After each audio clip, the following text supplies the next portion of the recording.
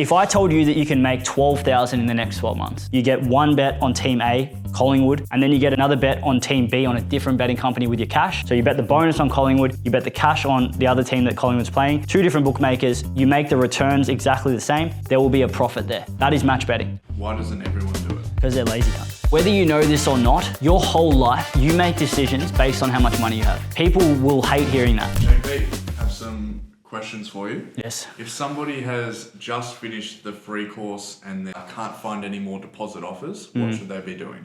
Well, obviously with match betting, the money that you make at the start is in your head just bonus bets from deposit offers. But then once you discover that there's more ways to make money, you realize that you should be learning those strategies. So there's methods that you can learn where you can take advantage of the additional promos like the second and third bonus backs. There's one big one and then the same game multi-guaranteed bonus backs or others. If you're sitting there, you've done the free course and you've completed it and you aren't yet in the platinum community, which is where we teach you how to make 1,000 a month with all different methods and all different bits of education with 2,100 others, that'd be your first step. Like as much as it's like, oh yeah, cool, just join platinum, you're trying to sell us platinum, trying to get us in, of course, because it's gonna help you to bridge the exact things you need to do to get the knowledge to use those promos. That's step one.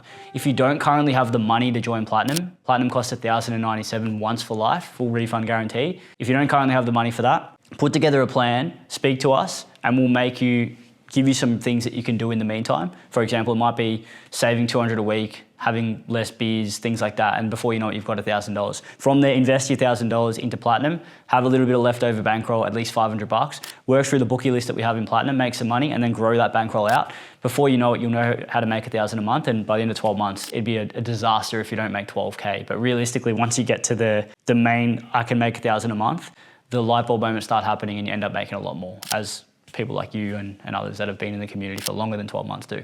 Yeah, if you just get a ban from a bookie, what should your next steps be with that? If you get a promo ban, so to clarify, promo ban means you lose your promotions on that account. So match betting relies on the promos that are given to you by the bookies. So if you don't have them, yes, you can still make money off that account, but it's quite advanced to be able to use those methods. Without the promos, I'd be taking the money out and I'd be moving on to another betting company. It is expected that you will get promo bans. There are 119 betting companies on our promo list in Platinum. So you are going to get promo bans. You're not going to never get banned. However, what we want to try and do is two things. We want to make money, and we also want to delay these promo bans for as long as we can. So we can set up the account in a way that delays that, stays off the radar for longer. We can also use the promos in a way that's more sustainable. So for example, you don't just hammer every promo.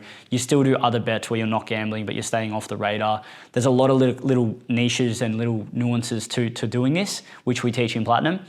But yes, if you get a ban, move out the money and move on to the next one. But what a lot of rookies do is they get banned really fast. And then they rinse their bookies and then they have less opportunity to make money. So if you're someone who started match betting and getting bans early on, you're probably doing something wrong. And I would look at fixing up your skill issue as soon as possible. Yeah. Is promo betting still good because the bet can lose? Promo betting. So you're talking about when you back, for example, a horse for second and third. Yeah, so this is a tough one for standard gamblers to understand. We get the comment all the time of like, if your horse loses when, example, we tip it in the horse system, that's gambling. That bet in isolation can lose, one bet. But over the long run, because there is a guaranteed edge, in other words, the second and third bonus backs are like an insurance policy. The best way to look at this is like, if the supermarket were to give you every third shop a 65% rebate on your shop, do you think you're going to have more money in your bank account by 12 months? Of course. So that's the best way to look at it. It's like, yes, a bet can lose in isolation, 10 bets can lose in a row. But over the long term, because the betting company gives you that edge, we can use that to our advantage to give ourselves more money. It's like a rebate. And over time, if you continually stake the same, unit size is good within a bankroll of 1% for the total, and then you continue, you're going to win some, you're going to have bonuses, you turn them over, and then you're going to lose some as well. The graph literally is linear. And it's been going like that for 5 years. And any match betting method that has an edge follows this concept. Not every bet has to win if you are following those methods, but it's hard for people to understand that because they're so zoomed in on one result. That's the standard way that humans think. But if we start to zoom out on 1,000 bets, 5,000 bets, then all of a sudden we realize that we have an edge that goes like this. And you cannot lose mathematically in the long term if you follow that edge and follow those rules. If this is so easy and lucrative, why doesn't everyone do it? Because they're lazy. They're just lazy. They don't want to sit there and learn it. Now, I'd say 80% of people are lazy cunts, excuse my French. And then the other 20% either don't think it's real, can't be fucked, different type of lazy, don't want to believe it's real because they're losing money and they just prefer to be ignorant to the fact that you can make money. So I don't know, why do you think people don't do it? I think a lot of the time they think it's some huge time commitment that they have to dedicate hours and hours and hours on end. Yeah. And then other people just don't believe it's real. Yeah, the time one, lazy cunt, is a bit harsh. I'll clarify, like literally that. So if I told you that you can make 12,000 in the next 12 months, which you should be able to do in your sleep if you actually follow the roadmap, but you had to invest 5 hours a week. If you do that, at the end of a year, you've invested 250 hours and you've made 12 grand. Now, if you break down that, the hourly rate on that is $48 an hour. Now, that might seem average. I would say it's better than most people's wage. But what you need to understand here is you'll make 4 grand in your first 6 months, maybe a bit more. Some people make, like a guy today was in here, he's made 14K in his first 6. But this can go fucking up high. Like, you've made a lot of money from match betting. I made a lot of money from match betting. I didn't make the small amount of money at the start and kept making the small amount. Once I learned how to make 1,000 a month, like I was saying before, you can then learn how to make more. So your 48 an hour, when you start to become a little bit faster and a little bit better and a little bit more efficient, like with any skill, this can become 100, 150, 200, 250 an hour. And that's the part that people don't see. So yeah, that's still good, 48 an hour, and it's tax-free. But yeah, it's like, oh, is this worth it? Fuck it, I'll just gamble instead. It's easier, I can win more, I can press a button on my phone and I can make 5 grand. Fuck learning this match betting shit, what a fucking waste of time.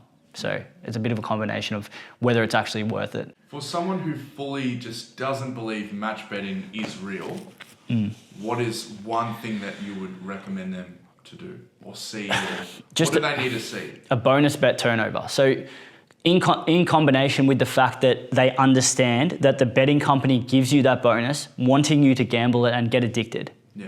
So like a credit card company gives you bonus points to sign up to their company, they want you to get addicted to the credit card, which is not your money, credit. So then you get in debt and you pay interest. That's literally the same concept. They give you a bonus bet, a promotion to sign up. They want you to lose it. So guess what? If you take that, you turn it into profit. So you watch a standard bonus bet. You get one bet on team A, Collingwood, and then you get another bet on team B on a different betting company with your cash. So you bet the bonus on Collingwood, you bet the cash on the other team that Collingwood's playing, 2 different bookmakers, you make the returns exactly the same, there will be a profit there. That is match betting, the concept. Then from there, there's hundreds of different other ways to make money. But if you understand that concept, that is free money. You've just made free money. Okay, then you repeat that process, you turn your cash over for a tiny loss of like 2%, you'll walk away, you can take that money out. Then it's like, well, what's not real? That literally showed you that in 30 seconds. From there, obviously, there's bigger ways, how to use more of the ongoing promotions, things like that. Yeah, cool. This is more of a high-level question. Yep. But what would you say that somebody that has money thinks about money compared to somebody that is living paycheck to paycheck? I love this question, fully one of my favorites.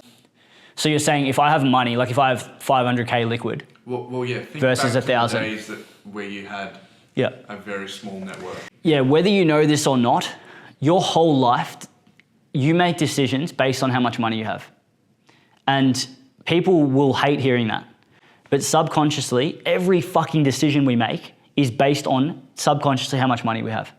And you might disagree with that, but think about it. When you go out for a dinner, when you go to lunch, when you even decide that you can go out for lunch, when you choose where you live, where you choose when you go overseas, when you choose fucking what you do on the weekends, where you choose where you stay when you go on a holiday, like accommodation, 2-star versus fucking 7-star, things like that, what car you drive. All of these things are governed by money. Now, I can speak knowing now that I'll never have to worry about money again. That doesn't mean I have squillions of dollars, but it means that I know that I'll always make more than I spend because I have the skills to. But back then, I used to think about every single penny that I spent. I couldn't spend 5 grand, 7 grand on a flight because I wanted to go tomorrow because I just simply didn't have the money. So when you are walking around in your life like this, you're constantly crippled by this inability to do whatever you want. You can't just do whatever you want, and that is a big roadblock. It's like you're in jail in your head. But if you can understand, match betting did this for me because I made hundreds of thousands off it. I knew that this could print me money. So all of a sudden I knew that I had a tap there that I can turn on whenever I want. And all of a sudden I'm starting to do things that I didn't do before. I'm starting to buy shit. I'm starting to go on experiences that I couldn't do before. Going to Europe at the flick of a switch, spending 3 months over there because I can. And it's like, wow, this is fucked. Like my whole life is now different. My plan was like, I'm gonna save.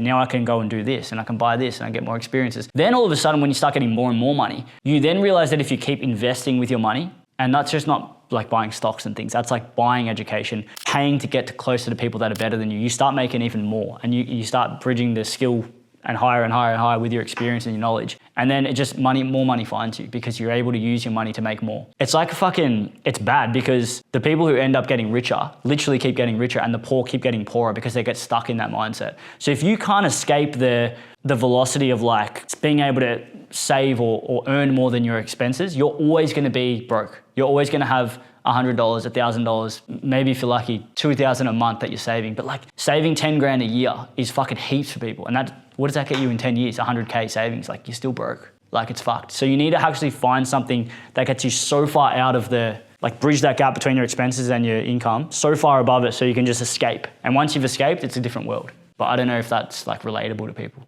the way I explain it like that, but that's how I see it. Yeah, to I think the right audience. That's yeah, but it's fucking life-changing, the way you think about money, because it literally governs everything you do, whether you know it or not. Very nice. That's kind of all I have. All right, sick. Thanks. Yeah. Sweet. No worries. Cheers. Thanks. Any last words?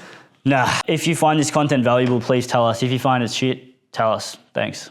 Nice. Go do your call.